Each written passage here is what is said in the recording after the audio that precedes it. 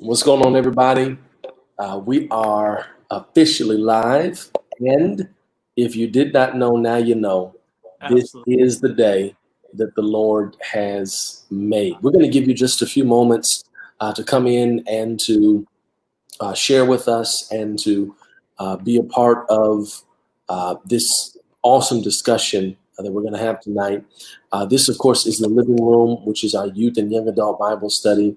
And I've got some special people on screen with me. I'll introduce them in a second. But while they're sharing, while I'm sharing, I need you guys to share. And on top of that, let us know where you are watching from. Let us know where you are watching from. I don't believe in asking you to do something. Yeah, there we go. That I'm not doing. So I need you to do that. Faithful as always, I see Deacon Jared Banks has joined us right here in Atlanta. I see Regina has joined us from Detroit, Michigan. Who else do we have with us? I see Sister Janine Clark from right here in Atlanta. Okay, well, normally she's in, okay, yeah. I see Sister Joanna from Fayetteville, North Carolina. Let me see, who else? I'm sharing this. I can get some more people in here. While we're sharing it, let me see. Jonesboro, Georgia. Okay, there we go. Who else do we have with us? Talk to me. Let me know who's here. Let me know who is here. Let me know who is here. Okay, I shared it. So let's see what we got here. Joanna, thank you for sharing it. Thank you so much. Thank you so much. Thank you so much. While we're doing that, let me talk to my friends on screen here. Perfect timing. Brittany James, she has shared. And not only has she shared the live, but she's going to be sharing her perspective because she is on the screen with me. Brittany, how you doing tonight? I'm good, sir. How are you? I'm as well as can be expected. I'm as well as can be expected. Kentucky is here. Regina has shared. Let me see. Grace, we're praying for you. We're praying for you. We're praying for you that the test comes back in your favor. And whatever the test results are, we're praying that God will shield and cover you. But let me see. I got my other sister in here. She just made it into the party. But I see my brother down there in the corner. George, how you doing, man? Hey, fantastic. Good. Glad to be here. This is my first time being in the living room. So Yes, I'm excited that you guys added me on this week. well, we're glad to have you. And then, of course, in the corner as well, we have Ayana. How you doing, girl?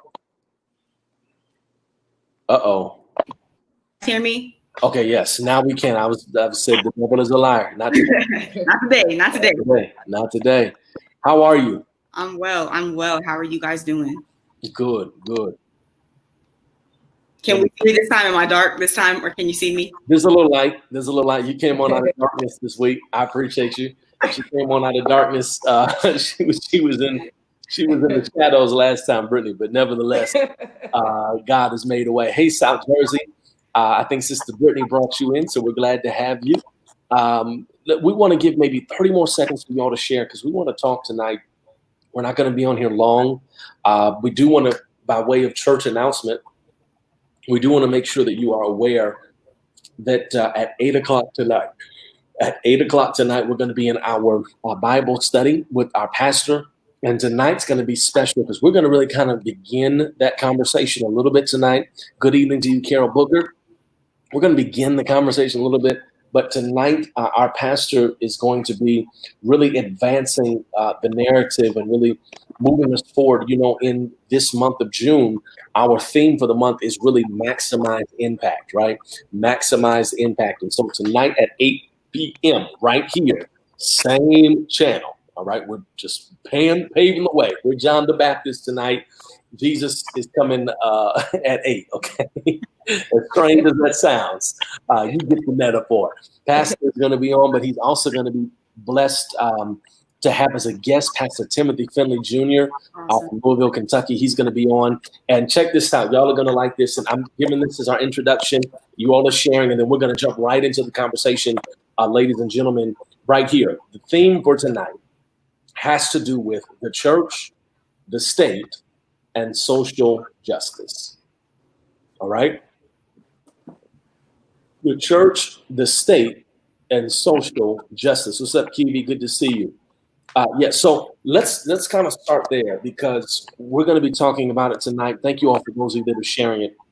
We're going to be talking about it tonight, of course, in greater detail from that perspective. But we've got millennials on the screen. We got real, authentic millennials on the screen, might I add. I highlight that because I've seen people with their 3-year-olds talking about this is a millennial. No, it's not. You need to stop. I've seen people knocking on 50 talking about how hard it is to be a millennial. You have no idea, so you need to stop. So we at some point we have to bring some kind of clarity to what a millennial is. But I do want to know that the people you see on the screen actually authentically, hate to shout, fit that demographic. So I want to hear from you all in this conversation that the world has been having about the church and state and social justice. I want to kind of move forward. Now, let's pick up on that social justice piece because I just found out, and I mean just found out is in the last 30 minutes. I just found out that this week, apparently, we're supposed to be mad at Starbucks because Starbucks made a statement or they sent out some kind of company memo. Yes, Kiwi, you're allowed to stay. You're not a millennial, but you are allowed to stay. Starbucks sent out some kind of memorandum that their employees are not supposed to say anything or wear anything. I believe it's wear anything in support of Black Lives Matter. And I just found this out.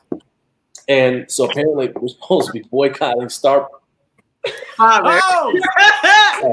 So apparently we're supposed to be boycotting Starbucks. I did not know when I went to see my friendly neighborhood barista just an hour or so ago. I was wondering why she was extra friendly. I didn't know we were mad at them. But we are in an age where these kinds of things happen. We have really, as the world has gotten bigger and smaller at the same time, we have all been pulled into these battles, right? We've been pulled into these battles where you have to kind of pick a side. And so let me just start there, like from a millennial perspective. What are you guys?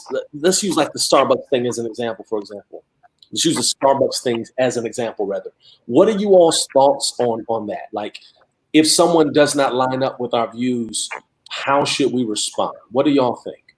Whoever wants to go first. Well, I'm surprised. Go ahead. I'm surprised and shocked that Starbucks has taken the stance that it's taken because Definitely. it seems like Starbucks would be one of the companies that is very pro-protest in the sense of free to all people. Everyone has a voice. And what makes it even more shocking is the fact that NASCAR, of all sports, NASCAR has spoke up and said, hey, we're taking those Confederate flags down. And so when you think about the fact that NASCAR is taking a stance, it leaves me like, Starbucks, what we doing, baby? Like, what's going on? And so it's funny that you say what you said about people are starting to want to counsel Starbucks. I'm still thinking about it. I'm still processing it. I wish I could process it over a caramel macchiato, but Funny.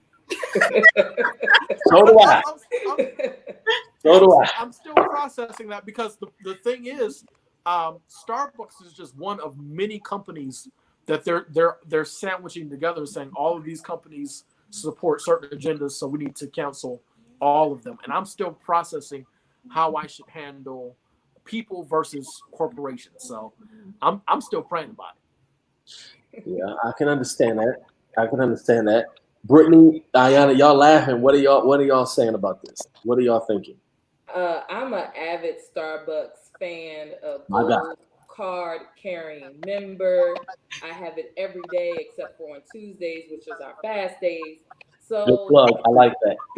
I'm much like George in the sense of, I'm like, okay, everybody's taking a stance and saying, no, we're going to do this, or yes, we're going to do this.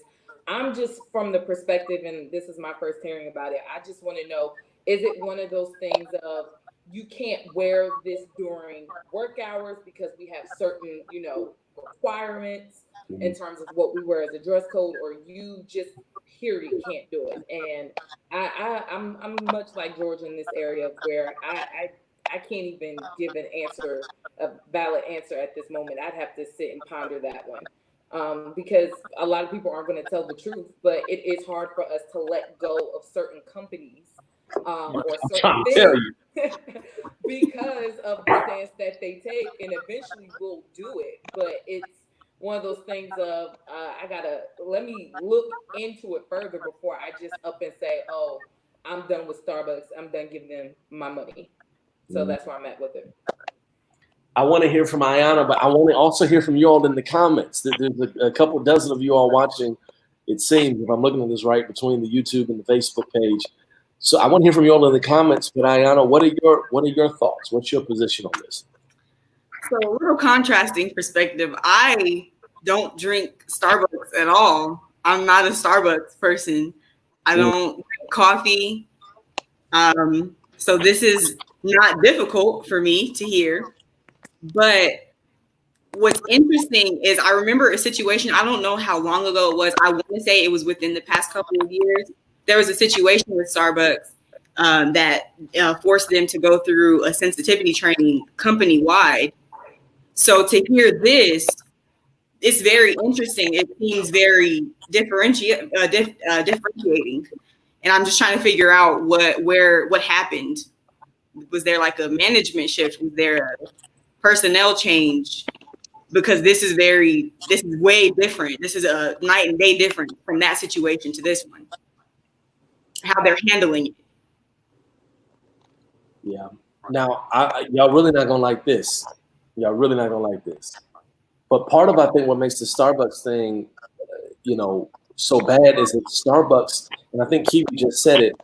I think Starbucks, the reason it's so odd is because they support everybody. Right. Every LGBT issue, Starbucks, we're going to do our rainbow cups because we stand with you because LGBT lives matter. Nobody's saying that they don't. But isn't it odd then that y'all can't stand with Black Lives Matter as well? Let's not forget Starbucks, as someone just put up, where those two Black brothers were profiled, the police were called, and all of this. Yeah. Something doesn't make sense. Now, I don't know if this is new to you all or not, but I also discovered, it was also reported to me, Father, that Chick-fil-A has also made a similar statement. Okay, now this one's a little easier for me because I'm gonna tell y'all this. I'm gonna upset some people, but I'm gonna make you big because I think you're gonna need to. But the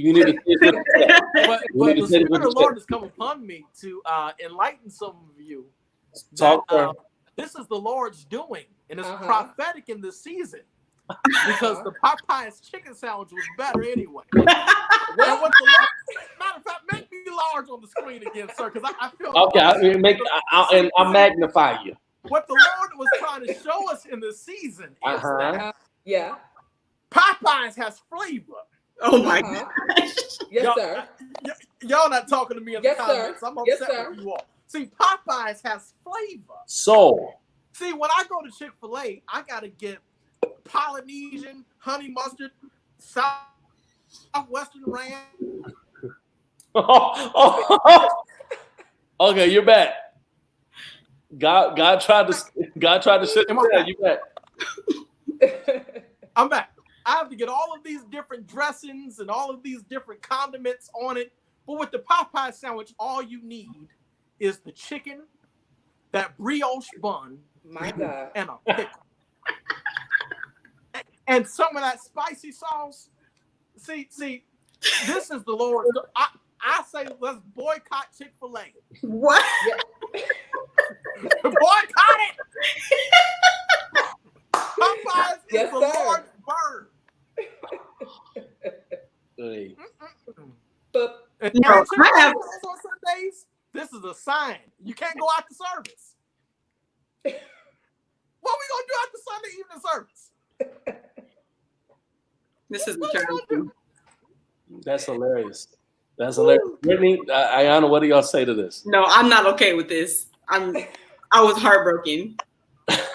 Kiwi said Chick-fil-A never rained out of chicken. No, thank you. The fact that you spelled ran wrong, that's a point for Popeyes. They ran out of justice. No, absolutely not. It rained out of justice. it rained. Ran out of justice. Popeyes, Oh, they have better flavored chicken. May. But across the board, Chick-fil-A has better customer service. Yes. They have to because their chicken's not as good. No, absolutely no. Their chicken Who actually needs is good. customer service? What? You can't eat Who needs customer customer service? Overall, it's always an overall experience. It's always overall experience. Their employees care about you. They actually unless you. What?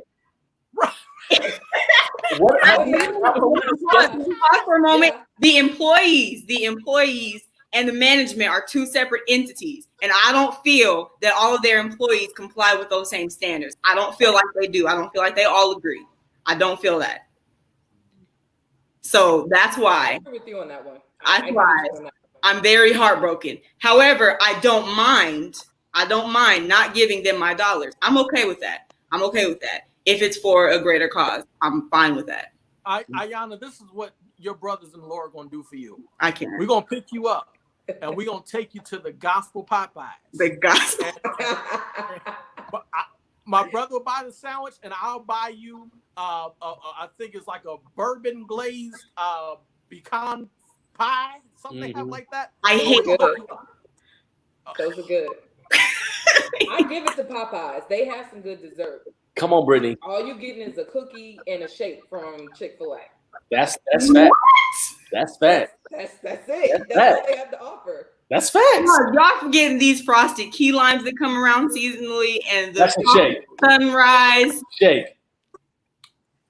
No Shake. justice, Heaven. no peace. So let's keep going. Let's keep going. This is funny.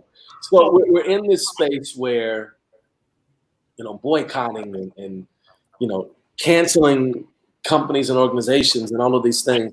I guess my question is, what do you think the church's role should be in matters of social justice? I think that's the main question right now. What should the church's stance be in matters of social justice? What do y'all think about that? Like, should the church, because there are some that would say, and I'll kind of set it up, there are some that would say the church has nothing to do with that. We just need to preach. We just need to tell people how to live and whatnot. We shouldn't be out there marching or boycotting or protesting or anything like that. What do you all think about that? Whoever wants to go first. What do you all think about that?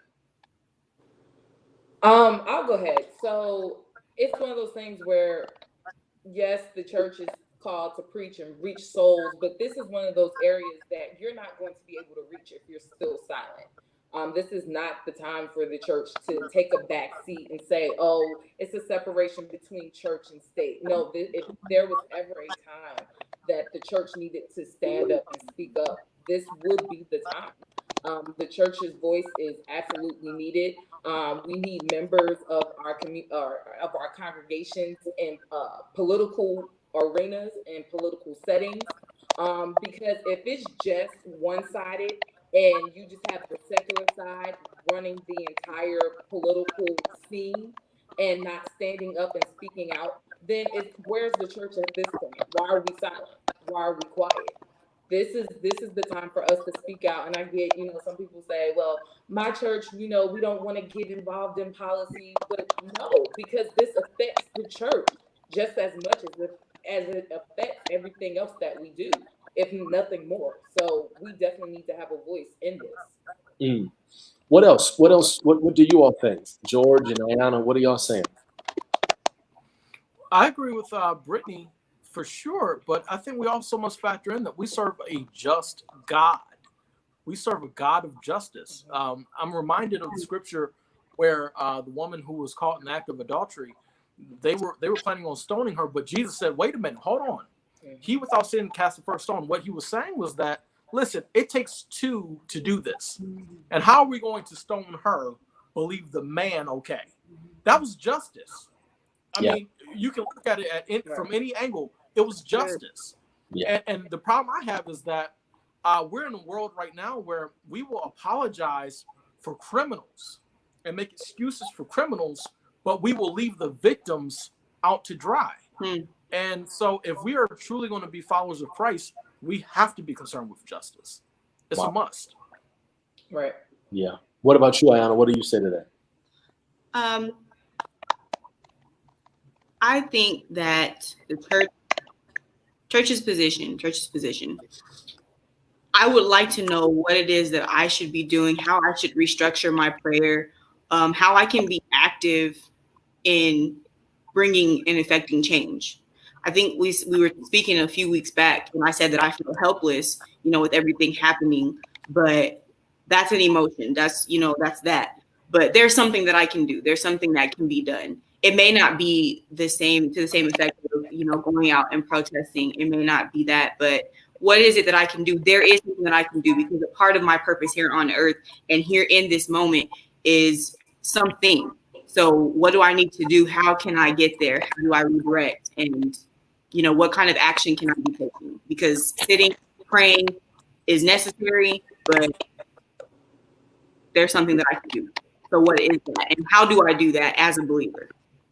Yeah, I agree. Somebody said, Pastor Malcolm X March. Pastor is funny. I have questions about that, but I do agree. It's funny too. That Brother Malcolm did march. Well, Brother Malcolm was more on the side of the fence that said, "I'm tired of marching. We're gonna take up arms. My feet tight. My feet are tight." But here's Dr. Martin Luther King Jr. He did some marching. Dr. King marched. And he absolutely was a minister. So, I think that we have to make a decision as young people and as millennials. What are we going to do in this moment? It's amazing to me. I'll never forget when I went to Africa for the first time. I went to Ghana, and one of the highlights of my trip was that I was able to go to the slave castles. And I went to the slave castles, and it was amazing to me that in my group, there were people in my group that were basically outraged at, of course, the treatment that the slaves that were there before they were put on ships and sent to America. They were outraged at the treatment that they were receiving and their accommodations and their quarters, and it was just deplorable. You could feel it in the stones.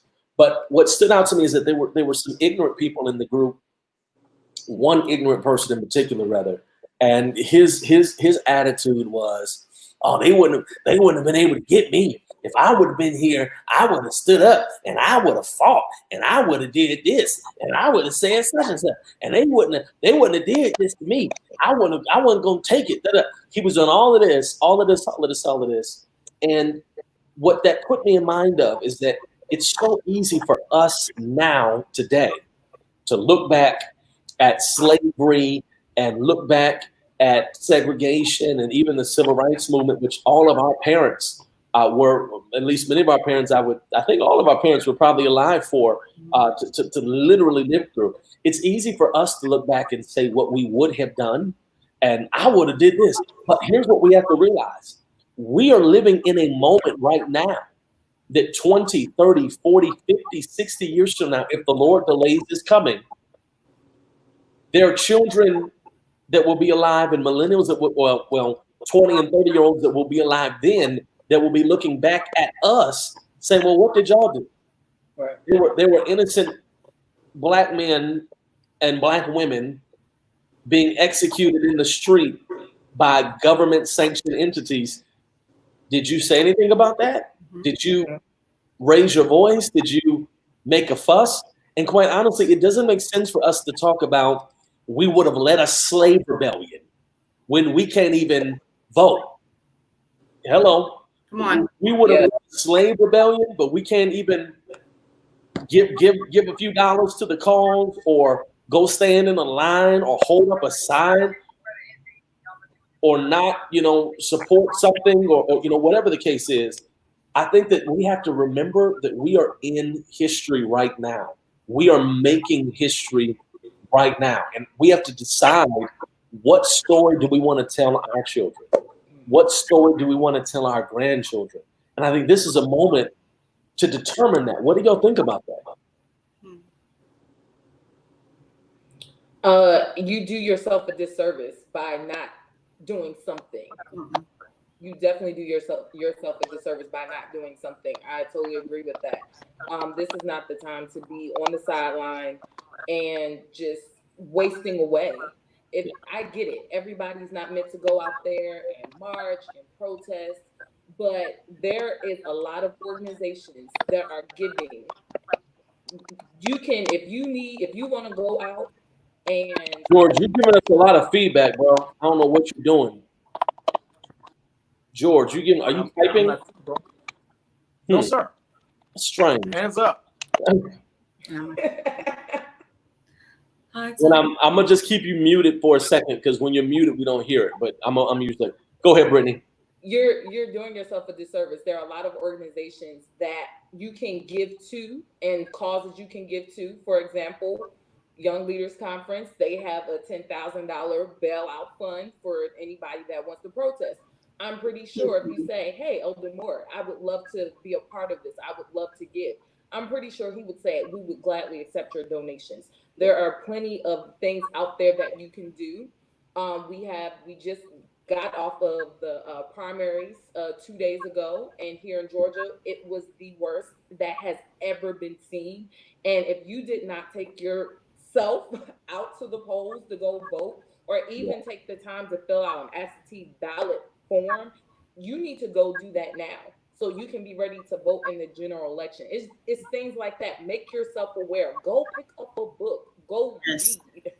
There's so many things we tell people to go vote, but know who you're voting for. Know who's running for these offices before you just go check or do the little circle on the ballot form. You have to be informed. You have to know what's going on. So you do yourself a disservice, and you do your generation and your legacy that you're trying to leave behind you a disservice by not standing up and doing something. Mm-hmm. To echo Brittany's sentiments, educating yourself on the voting process is so huge.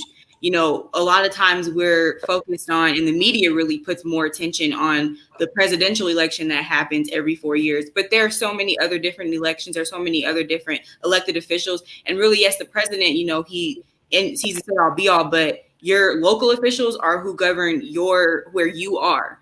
They make the decisions for where you live. That's what affects their policies that they put in place, affect how you live literally day-to-day life.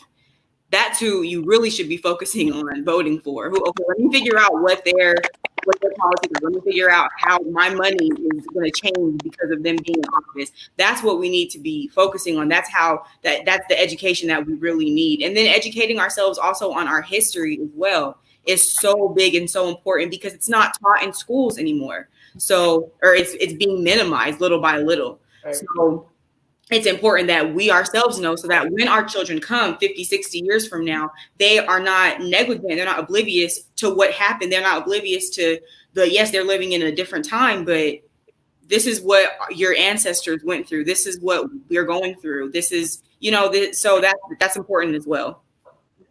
Yeah. Jordan, I'm going to unmute you, man. What do you think on this? What are your thoughts? Well, here's the thing. I was thinking about this.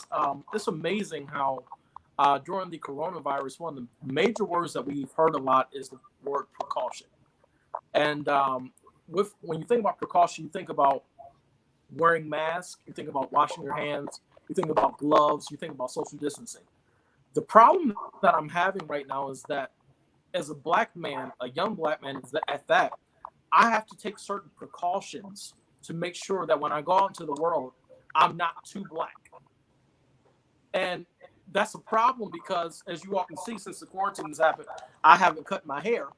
And so if you are growing a fro, if you will, one of the number one accessories you have is a hair pick. And when I go outside, I have to make sure that my pick is not in my hair. Because if my pick is in my hair, people may look at me and say, oh, he looks like he might be a little rough. And so it's important that we do everything we can to change the system. I remember when Trayvon Martin got shot, I remember I was so happy when George Zimmerman, I believe his name was, got arrested. I was like, yes. I was a lot younger. And I was like, oh, he got arrested. Good. Justice will be served. Come to find out, a charge is no good without a conviction. And too many times in these situations, people are getting away literally with murder, no pun intended. And we're left grieving. We're left with sons, brothers, fathers being killed. And so we have to do something so that we as Black men do not have to carry so many precautions that we should not have to have. Too often when I get pulled over by the police, by the grace of God, I've had good experiences. But too often I'm thinking so hard about what am I going to do? What am I going to say? What am I not going to say? Do I have everything where it's supposed to be? Are my hands where he can see them? Just a couple of days ago, my brother put online that he got pulled over. And my first thought was, Lord, protect my brother. I was driving down the street the other day and I saw a young Black man running down the street with his shirt off. And the problem that I had was my first thought was, Lord, protect him. All he's doing is running.